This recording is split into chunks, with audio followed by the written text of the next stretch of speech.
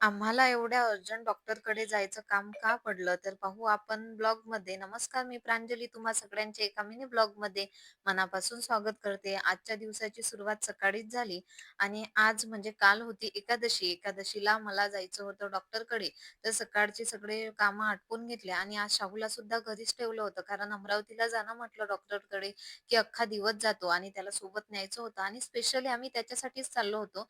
कारण काय झालं, की त्याला दाताचा त्रास होत होता आणि त्याला बरेच दिवस झाले, 12 महिने झाले त्याचे दातच निघत नाही आहे. जर का तुम्हाला तुमच्या मुलांना हा त्रास होत असेल, तर तुम्ही काय उपाय केला ते मला कमेंट्समध्ये नक्की सांगा.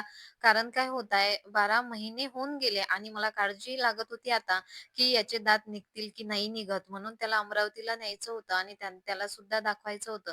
तर आम्ही आज घाई-गडबडीत तयारी केली. सकाळी तयारी केली, उसळ केली मी आणि देवाला नैवेद्य वगैरे दाखवला. त्याच्यानंतर पूजा मी आधी आधी शाहूने पूजा केली, दिवा लावला. तो अंघोळ केल्यानंतर त्याचा नित्यनियम आहे तो करतोच. त्याच्यानंतर मी पूजा करून घेतली सर्व. माझं आवरून घेतलं. कारण काय होतं कुठं जायचं असतं, की पूजा केल्याशिवाय निघणं घराच्या बाहेर ते मला आवडतच नाही. त्याच्यामुळं मी सकाळी पूजा करून घेतली आणि रेडी झाली. तर तुम्हाला हे माझ्या गळ्यात जे मंगळसूत्र, मिनी मंगळसूत्र दिसत आहे, ते मी कालच खरेदी केलं. तर ते तुम्हाला कसं वाटलं हे सुद्धा मला कमेंट्समध्ये सांगा. छान नॉट्स आहेत त्याला आणि डिझाइन सुद्धा छान आहे. खूप नाजूक आहे. मला ते खूप आवडलं म्हणून मी तुमच्यासोबत शेअर केलं. ते तुम्हाला कसं वाटलं हे मला नक्की सांगा. छान आहे. जर का तुम्हाला पाहिजे असेल तर आमच्या दर्यापूरला मिळतं.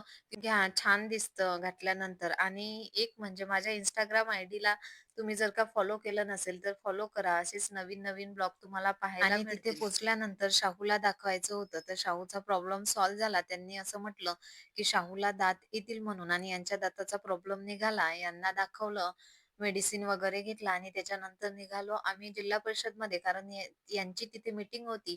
तिथे थोडा वेळ थांबलो आणि शाहूला आणि मला अमरावतीला गेल्यानंतर पाणीपुरी खाणार नाही असं तर होतच नाही. आम्ही तिथे पाणीपुरी खाल्ली आणि त्याच्यानंतर घरी यायला निघालो. घरी आल्यानंतर माझं पार्सल आलं होतं. त्यामध्ये काय होतं ते पाहूया. पार्सलमध्ये होतं मी 2 कॉट सेट बोलावले होते Meeshoवरून आणि खूप छान होते. क्वालिटी सुद्धा छान होती. तुम्हाला जर का पाहिजे असेल तर मला कमेंट्समध्ये सांगा. मी तुम्हाला लिंक शेअर करते आणि आजचा संपूर्ण दिवस असा छान आनंदात गेला. तर भेटूया नेक्स्ट ब्लॉगमध्ये. तोपर्यंत थँक